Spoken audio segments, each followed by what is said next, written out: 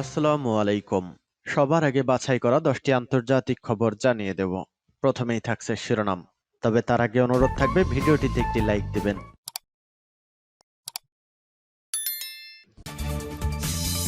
জানিয়ে দিব এই মুহূর্তে পাওয়া সর্বশেষ গুরুত্বপূর্ণ আপডেট আন্তর্জাতিক সংবাদ। মুসলিম বিশ্বের জন্য একটি আনন্দের সংবাদ। এবার ফিলিস্তিনিকে সমর্থন দিল বিশ্বের স্বার্থ পরাশক্তি দেশ এবং ইসরায়েলকে চরম হুঁশিয়ারি দিয়েছে যে ইসরায়েল যদি বেশি বড্ড বাড়াবাড়ি করে তাহলে ইসরায়েলকে পৃথিবী থেকে নিশ্চিহ্ন করে দেওয়া হবে, গুড়িয়ে দেওয়া হবে ইসরায়েল। থাকছে এ বিষয়ে একটি গুরুত্বপূর্ণ বিশ্লেষণ। এরপর জানিয়ে দেব গাজায় অভিযানের বিরুদ্ধে পুতিনের হুঙ্কার। এরপর জানিয়ে দিব অবশেষে ইসরায়েলকে স্বীকৃতি দেওয়ার উদ্যোগ স্থগিত করল সৌদি আরব। এদিকে গাজায় নিজেদের নাগরিকদের মরদেহ পাওয়ার তথ্য স্বীকার করল ইসরায়েল। সর্বশেষ জানিয়ে দেব গাজায় নিহতের সংখ্যা 2200 ছাড়িয়েছে, আহত 8700। শুনছিলেন সংবাদ শিরোনাম, এখন বিস্তারিত। তবে তার আগে অনুরোধ থাকবে ভিডিওটিতে একটি লাইক কমেন্ট করে জানিয়ে এই ভিডিও থেকে আপনার মূল্যবান মতামত। আর হ্যাঁ বন্ধুরা, অবশ্যই এই ভিডিওটি সোশ্যাল মিডিয়ায় অথবা আপনার ফেসবুক অবশ্যই শেয়ার করে ছড়িয়ে দিন আর জানিয়ে দিন আপনার মূল্যবান মতামত। আর একটি বিশেষ অনুরোধ থাকবে, আপনি যদি আমাদের এই চ্যানেলটিতে নতুন হয়ে থাকেন তাহলে অবশ্যই চ্যানেলটি সাবস্ক্রাইব করে পরবর্তী আপডেট সংবাদ পেতে অবশ্যই আমাদের সাথেই থাকুন।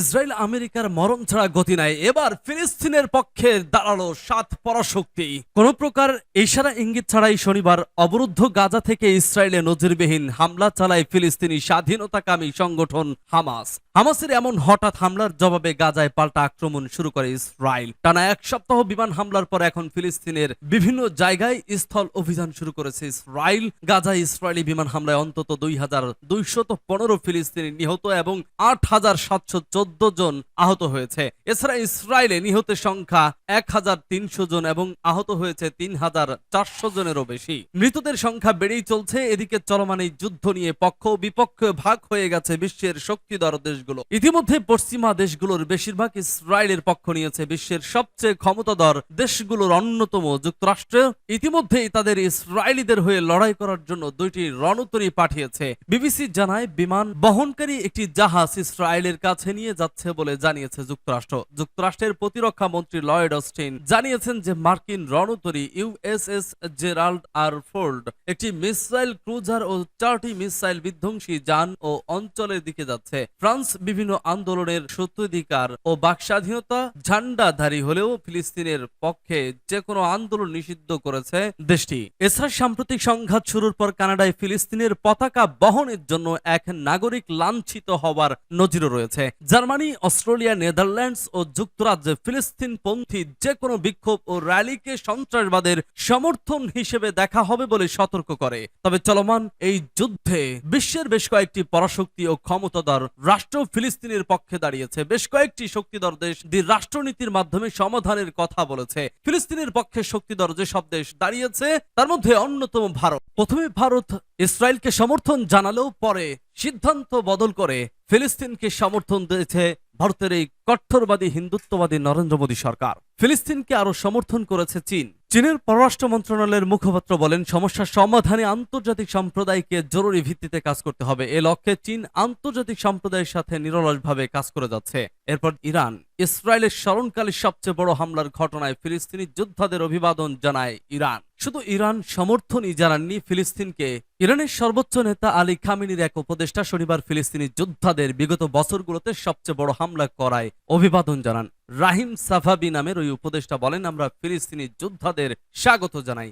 যতক্ষণ পর্যন্ত ফিলিস্তিন ও জেরুজালেমের স্বাধীনতা অর্জন হচ্ছে না, আমরা ফিলিস্তিনি যোদ্ধাদের পাশে থাকতে চাই। এরপর জানিয়ে দিব ফিলিস্তিনের পক্ষে দাঁড়ালো রাশিয়া। সংঘাত সমাধানের জন্য ফিলিস্তিন ও ইসরায়েল আলাদা স্বাধীন রাষ্ট্র প্রতিষ্ঠার ব্যাপারে আহ্বান জানিয়েছে রাশিয়া। গত সোমবার রাশিয়ার পররাষ্ট্রমন্ত্রী সের্গেই ল্যাভরভ হামাস ইসরায়েল সংঘাতে উদ্বেগ প্রকাশ করে এ আহ্বান জানিয়েছেন। এদিকে তুরস্ক জেরুজালেমকে রাজধানী করে স্বাধীন ও ভৌগোলিকভাবে একীভূত ফিলিস্তিনি রাষ্ট্র প্রতিষ্ঠার আহ্বান জানিয়েছেন তুরস্কের প্রেসিডেন্ট রসেপ তাইয়েপ এরদোয়ান।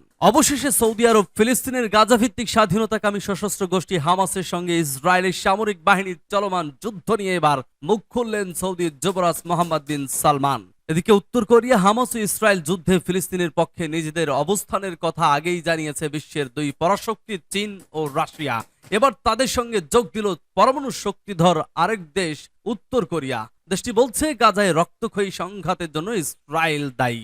স্বাধীন ফিলিস্তিন রাষ্ট্র প্রতিষ্ঠায় দীর্ঘদিনের এই সংঘাত সমাধানের প্রধান পথ। মঙ্গলবার এক প্রতিবেদনে এইসব তথ্য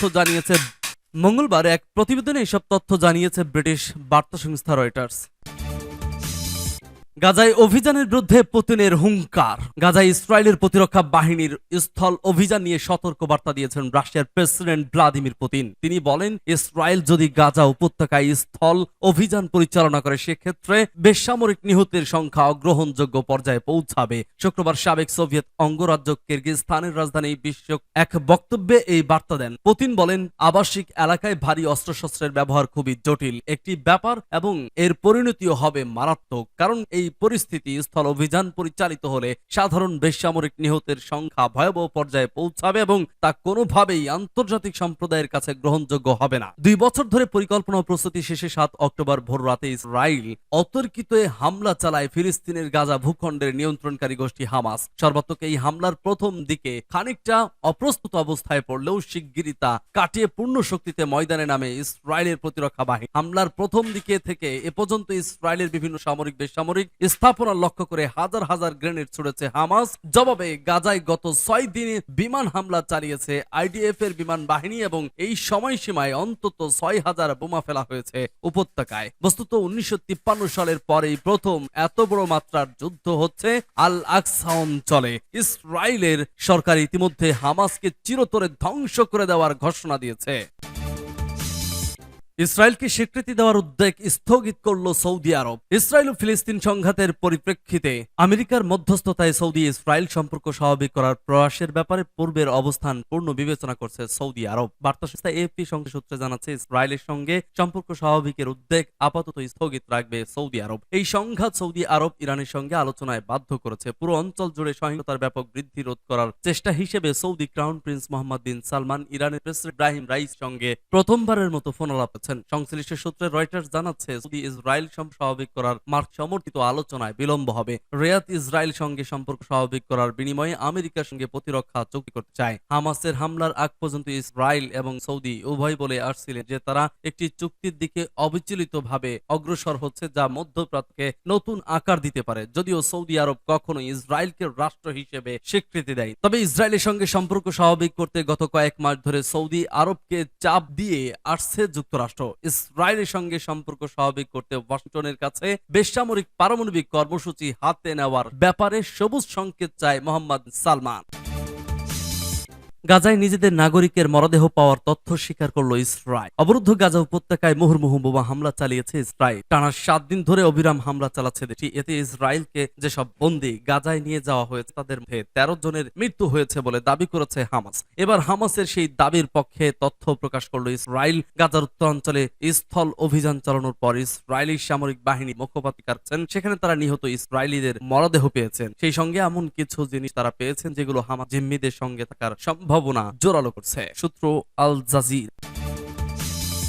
গাজায় নিহতের সংখ্যা 2200 ছাড়িয়েছে, আহত 8700। ফিলিস্তিনের স্বাস্থ্য মন্ত্রণালয় জানিয়েছে, গাজায় এখন পর্যন্ত অন্তত 2215 জন মারা গেছে এবং 8714 জন আহত হয়েছে। এছাড়াও পশ্চিম তীরে 54 জন মারা গেছে ও 1100 মানুষ আহত হয়েছে বলে জানিয়েছে তারা, খবর বিবিসি বাংলার। ইসরায়েলে ফিলিস্তিন সশস্ত্র গোষ্ঠী হামাসের হামলা এবং তার পাল্টায় গাজায় ইসরায়েলি বাহিনীর বোমা হামলা আজ শনিবার 8 দিনে গড়িয়েছে। 22 লাখ অধিবাসীর গাজা উপত্যকা অবরুদ্ধ করে ইসরায়েলের আহত বোমা হামলায় সেখানে ভয়ানক পরিস্থিতি তৈরি হয়েছে। ইসরায়েলি সেনাবাহিনী বলেছে, আমাদের লক্ষ্য পরিষ্কার, এই যুদ্ধের শেষ হবে হামাসের ধ্বংসের মাধ্যমে। তাদের সেনা কর্মক্ষমতা এমন ভাবে চূর্ণ করা হবে যেন তারা আর কখনো ইসরায়েলের বেসামরিক নাগরিকদের ক্ষতি না করতে পারে।